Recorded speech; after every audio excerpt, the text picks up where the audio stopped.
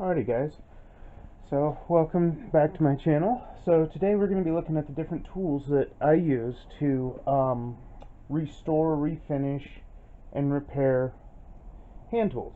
So right now I want to focus on the tools that I use to clean up old, rusty, nasty tools that you would find at a garage sale, a yard sale, estate sale, for cheap, or in an old barn or whatever. And most of the time, we have to take them and we have to clean them up. Oftentimes, what I will do is, if they're very rusty, is I will soak them in a solution of white vinegar. It's really cheap. You can get it anywhere. It's not toxic. It's not a harsh chemical.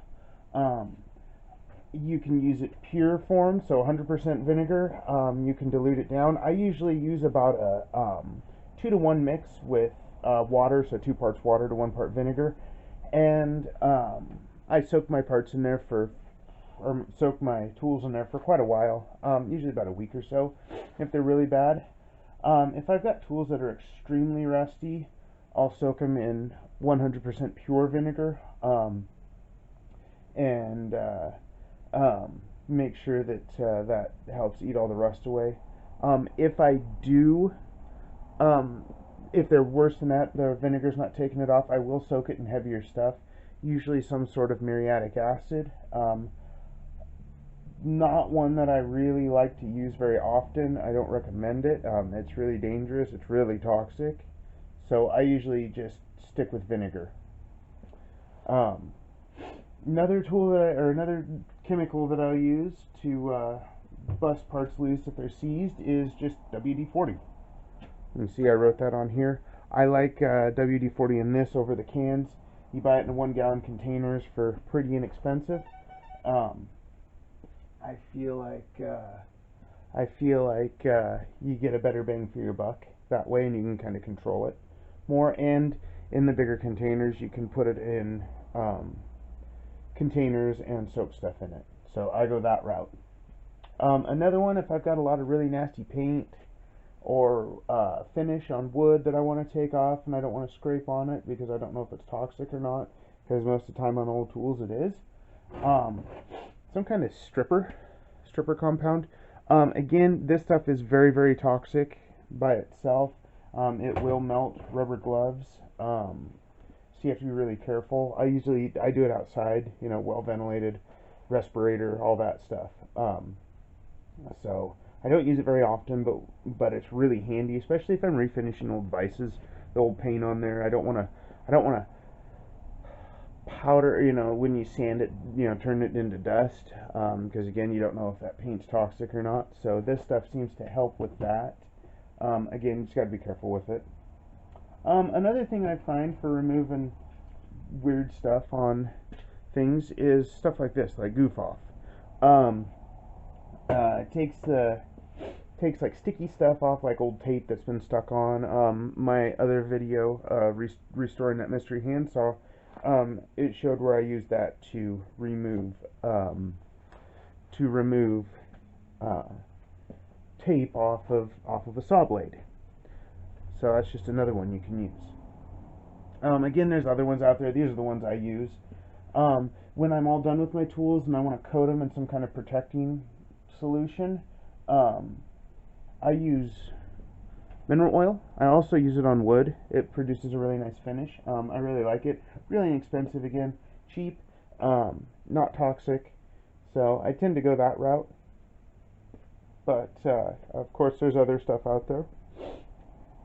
When it comes to cleaning up surfaces, especially on like saw blades, we have scrapers. All kinds of scrapers. All this stuff, like this, just use a regular old razor blade, nothing fancy. All these kinds here. One's not better than the other. You can get them in multi-packs at Harbor Freight for really, really cheap. That's where I got all these. Great for finishing, cleaning up saw blades. And scraping off old old finish. So I use a variety of those. Razor blades are cheap. Um, so yeah, scrapers, they're great. um, these pipe cleaner brushes, again, another Harbor Freight buy, really inexpensive. I use them all the time. As you can tell, they are rusty and dirty. I mean, they're plastic, but they're covered in dirt.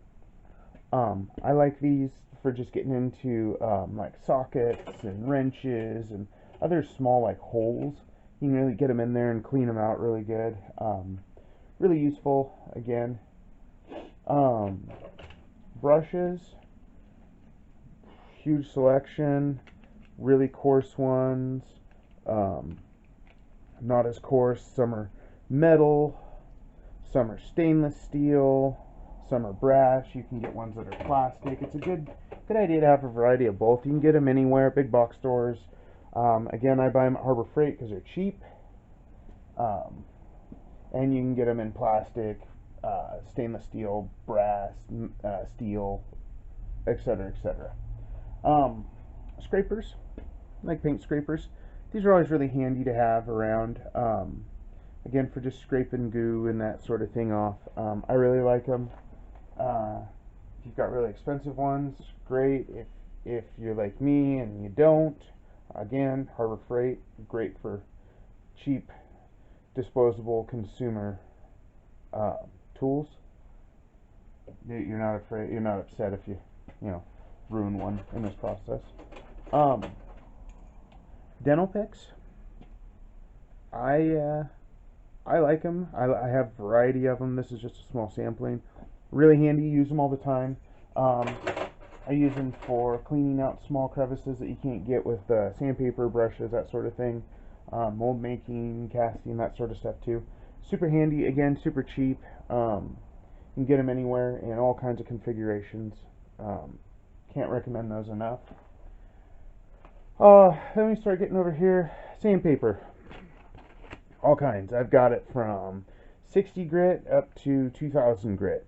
Wet and dry sand. I use the dry sand, like this garnet, for woodworking. The aluminum oxide for wet sanding and metal. I've got this kind of sandpaper that is a plastic backed, and it's really flexible. It's super water resistant or oil resistant or whatever. It's quite a bit more expensive, but it's really handy, and it lasts a lot longer than some of the other stuff. Again, you can get it anywhere in any configuration. I like having a variety of both, and in all the different grits. Anything past about 2000, it becomes a little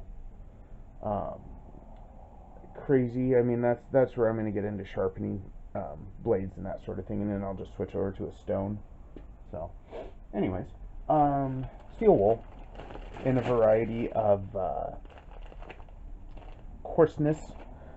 4/0 being the finest to a number 4, which is the coarsest. Again, variety of coarseness and that sort of thing. It's always good to have. You never know when you're going to need it. So, as you can see, I mean, I use a large variety of tools. I probably have missed some. So if you have any that you like to use that I didn't show, please let me know in the comments. I always like to hear what other people have. I don't do any of the electrolysis or anything like that. I've never gotten into it. I find this way is just as effective for me. I don't mind waiting a few days, up to a week for stuff to be done with the vinegar. I've got so many projects that I can get stuff soaking and working on about 12 other things at once. So I'm not too concerned about that. There's a lot of other videos out there on electrolysis. And they're pretty good. I just don't do it. Again, with the acids, I stay away from any kind of like sulfuric acid or anything like that. I know vinegar is an acid, but that's about unless it's an extreme case where I need to bust a lot of parts loose or it's really pitted, rusty, nasty stuff, then I'll switch to muriatic acid. I used to use that a lot, and it's super toxic. It doesn't produce the finish that I like. The finish is usually very pitted. I like the vinegar because it produces a better finish, so I've just switched over to that. But finished a bunch of tools with this, and I've been really happy with results. So again, if you've got any stuff that you like to do that I didn't list on here, shoot me a message in the comments, and I'm more than happy to listen. I always like listening to people's ideas because there are a ton of different ways to do this, and not one is worse than the other. It's just what you like doing and what you like working with. So I hope that was helpful for you to get started. I'll post some videos later on of how I go about using the vinegar and what I do when I clean my tools up that I find, and we'll go that route. So I'll see you guys soon, and thanks for watching. And remember to like and hit subscribe, and stay tuned. I'm going to try to be posting videos at least weekly. So thanks again. See you guys later.